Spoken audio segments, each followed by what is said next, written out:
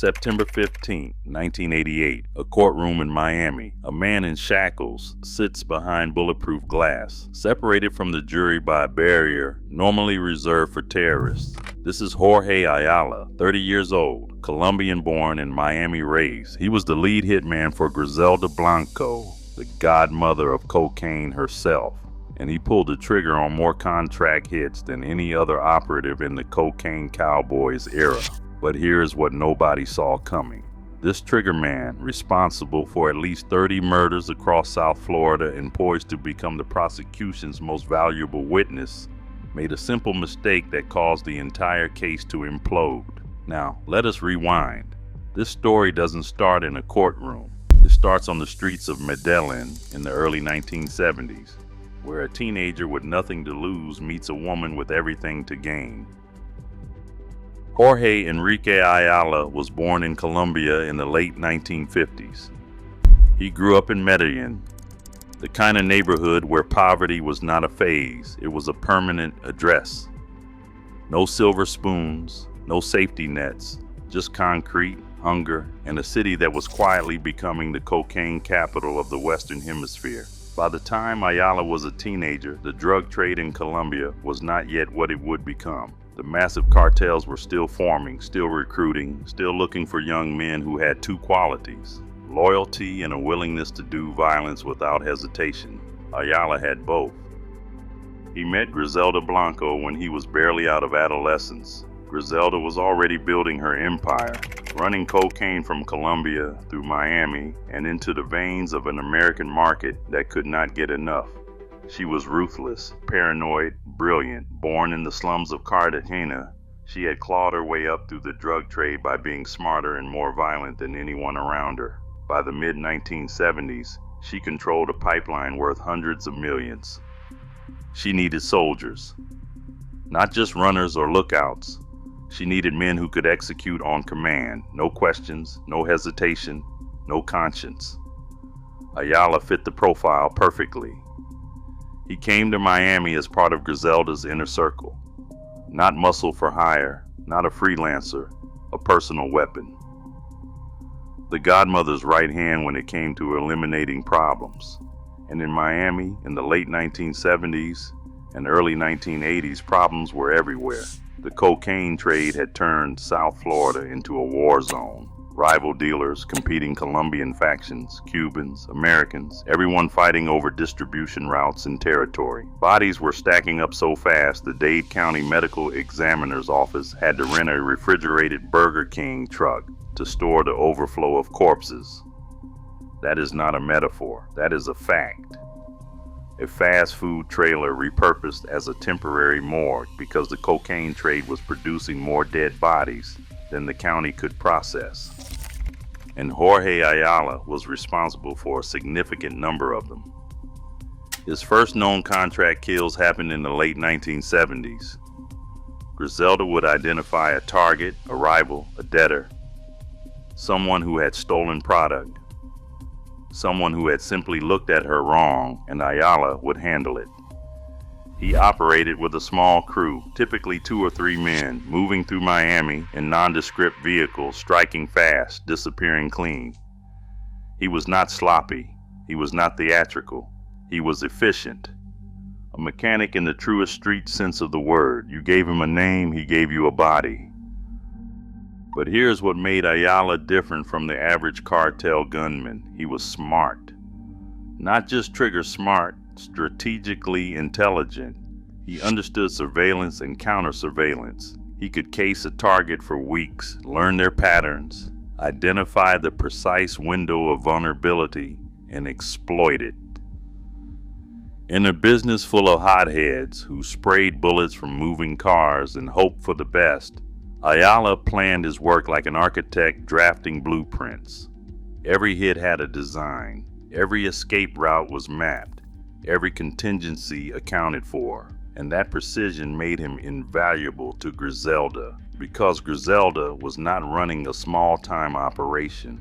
By the early 1980s, she was moving an estimated $200 million worth of cocaine a month through South Florida a month. She had distribution networks stretching from Miami to New York to Los Angeles. She had transportation routes through the Caribbean, through Central America, through every gap in American border security she could find. And she protected all of it with violence so extreme it earned its own name, the Cocaine Cowboys era. Ayala was at the center of that violence. The Dadeland Mall massacre in July 1979. Two men in body armor walked into Crown Liquors at Dadeland Mall and opened fire with automatic weapons, killing two people and sending shoppers diving behind shells. The shooters then fled into the parking lot, firing at anyone in sight before speeding away in a white Ford Econoline van that was later found to contain additional weapons, ammunition, and war gear. That incident is widely considered the opening shot of the Miami drug war. Griselda's organization was directly connected. The target was a rival dealer named German Jimenez Paneso. The message was clear: cross the Godmother, die in broad daylight in front of families in the middle of a shopping mall. Nobody is safe, and that was just the beginning. Between 1979 and 1983, Miami recorded an explosion in drug-related homicides. Bodies in canal banks, bodies in car trunks, bodies in restaurant parking lots. The murder rate in Dade County spiked to numbers that made national news. Time magazine put Miami on its cover. The city became synonymous with cocaine and carnage, and running through that carnage like a thread through a needle was Jorge Ayala. 30 confirmed kills, minimum. Some investigators believe the real number is higher, possibly much higher, because Ayala did not leave witnesses when he could help it, and not everybody was found, and not every killing was connected until years later when Ayala himself sat down and started talking. The hit that changed everything came on February 6, 1982.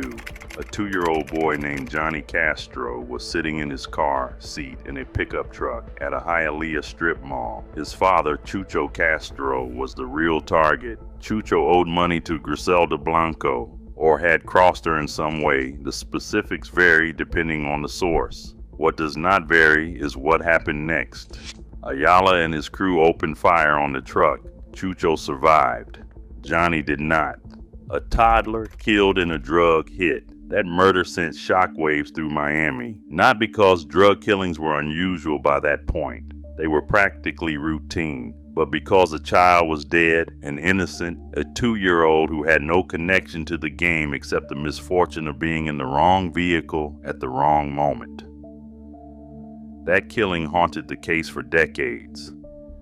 It became the emotional centerpiece of every prosecution effort against Griselda Blanco, and it became the weight that Jorge Ayala carried into every subsequent chapter of his story. But in 1982, Ayala was not thinking about courtrooms. He was thinking about survival, because working for Griselda Blanco meant living in a constant state of paranoia. The Godmother trusted no one, not fully, not permanently.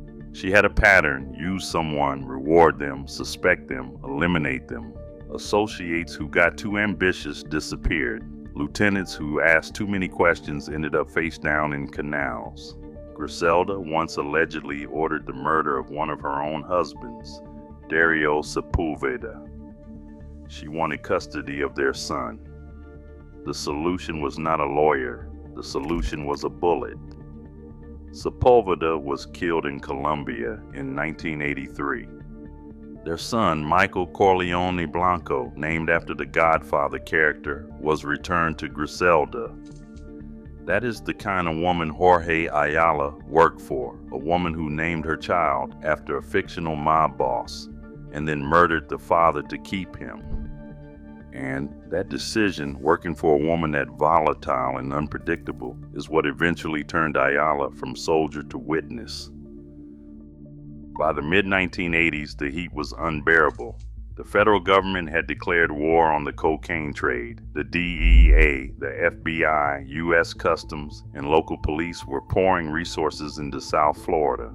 Task forces were formed. Wiretaps were running. Informants were being flipped at every level.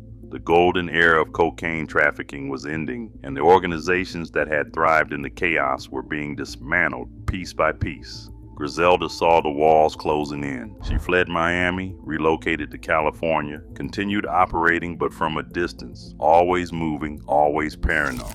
Ayala stayed in Florida, and that is where the fracture began. The relationship between Ayala and Griselda deteriorated throughout the mid-1980s. Griselda suspected disloyalty. She suspected everyone of disloyalty, but with Ayala, the suspicion became something more concrete.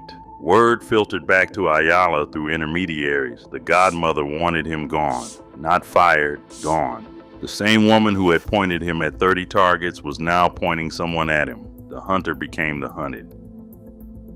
Ayala was arrested in 1993, picked up by law enforcement on multiple charges, facing the death penalty. 30 bodies worth of evidence were stacking up against him. Prosecutors had been building the case for years, piecing together witness statements, forensic evidence, the slow accumulation of details that connected killing after killing back to Griselda's organization, and specifically to Ayala's trigger finger. Now here is the moment where the entire story pivots. Ayala is sitting in a cell, facing a needle in his arm, and he gets word that Griselda has put a contract on his life even inside the jail. Even locked up, she is reaching for him. That is the moment Jorge Ayala makes his calculation. Not a moral awakening, not a crisis of conscience. Math, pure survival math. He can stay loyal and die, either by lethal injection or by a shank in the shower courtesy of Griselda's network. Or he can talk. He can trade everything he knows for everything he wants, which is to keep breathing. He chose to talk. The cooperation began following his arrest. Ayala sat down with prosecutors from the Dade County State Attorney's Office, and he gave them everything. Names, dates, locations, methods. He walked them through hit after hit in granular detail. The planning stages, the surveillance, the weapons used, the disposal of evidence. He described Griselda's command structure, how orders were issued, how payments were made, how targets were selected. He was the Rosetta Stone for the entire Cocaine Cowboys era. Without Ayala's testimony, the case against Griselda Blanco was circumstantial at best. With it, she was finished. Griselda was arrested in 1985 in Irvine, California. She was picked up by the DIA after a lengthy investigation. She was initially charged with federal drug trafficking offenses and sentenced to prison. Miami prosecutors wanted more. They wanted her for murder, specifically for 3 murders, including the killing of little Johnny Castro. Their key witness, their star, their entire case was Jorge Ayala. The pretrial preparations took years: depositions, evidence compilation, legal maneuvering. Ayala was kept in protective custody, a cooperating witness so valuable that his safety was a matter of prosecutorial strategy. He was the linchpin. Without him, no murder conviction. With him, the Godmother would die in prison. And then Jorge Ayala blew it all up. While in the Dade County Jail awaiting his testimony, Ayala began having phone conversations with 2 female secretaries from the state attorney's office. Not legal conversations, not case-related conversations. Explicit conversations, sexual in nature, recorded on the jail's phone monitoring system. The calls went on for months. 2 women, multiple conversations, all captured on tape. When the defense discovered the recordings, the case against Griselda Blanco detonated from the inside. Ayala's credibility as a witness was destroyed.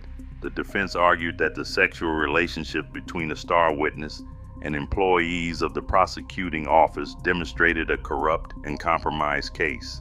They argued that Ayala had received special treatment, favors, access, that the entire cooperation agreement was tainted.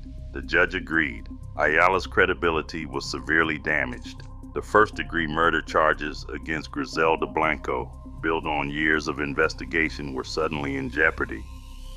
The prosecution's chance at a death penalty conviction was gone.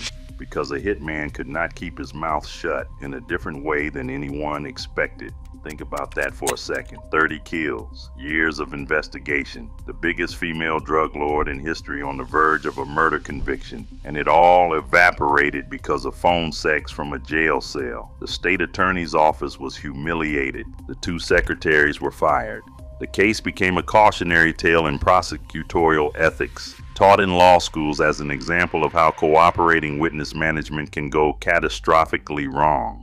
Griselda Blanco eventually pleaded guilty to 3 counts of second-degree murder as part of a reduced deal. Not first degree, not the death penalty prosecutors originally sought. Second degree. She was sentenced to time that ran concurrent with her federal drug sentence. She was released from prison in 2004 after serving roughly 20 years. She walked out and returned to Colombia, and Jorge Ayala, he remained in prison. The cooperation agreement that was supposed to save his life was now a mess of legal complications. He had provided the testimony. He had given the state everything, but his own behavior had undermined the very case he was built to support. He pleaded guilty to 3 counts of second-degree murder himself and received sentences that would keep him locked up for decades. But here is what most people miss about this story. Even after the phone scandal, Ayala's testimony remained on record. His depositions, his detailed accounts of the Cocaine Cowboys era, his descriptions of Griselda's operations, all of it became part of the historical record. Documentaries used his words. Journalists cited his accounts. The 2006 documentary Cocaine Cowboys featured Ayala's testimony extensively, bringing his voice to a new generation that had never heard of the Miami drug war. His face behind glass, his matter-of-fact descriptions of murder became some of the most chilling footage in true crime history. He described killing people the way a plumber describes fixing pipes. Clinical, detached, professional. He talked about the Johnny Castro hit. He described the moment he realized a child had been killed. He said it bothered him. He said he thought about it. Then he moved on to the next question. That is the horror of Jorge Ayala. Not that he was a monster incapable of feeling, but that feeling changed nothing. The job continued. The next target was identified. The next trigger was pulled. Remorse existed in the same man as repetition. Both lived side by side, and neither stopped the other. Griselda Blanco returned to Medellin after her release in 2004. She lived quietly by her standards. No more empires, no more cocaine pipelines. On September 3rd, 2012, she was shot twice in the head by a motorcycle assassin outside a butcher shop in Medellin. She was 69 years old. The killing had all the hallmarks of a cartel hit: professional, clean, public. The godmother of cocaine died the same way so many of her victims had. Quick and violent in broad daylight with nobody willing to talk about who ordered it. Ayala was still in a Florida prison cell when the news broke. The woman who had employed him, who had ordered him to kill, who had then ordered his death, was gone, killed by the same game she had mastered. There is a symmetry there that does not need explaining. As for Ayala's legal status, his case wound through the Florida courts for years. Appeals, resentencing hearings, legal challenges followed. He cooperated further with the authorities on additional cases. His knowledge of the Cocaine Cowboys era was encyclopedic. He knew where bodies were buried, sometimes literally.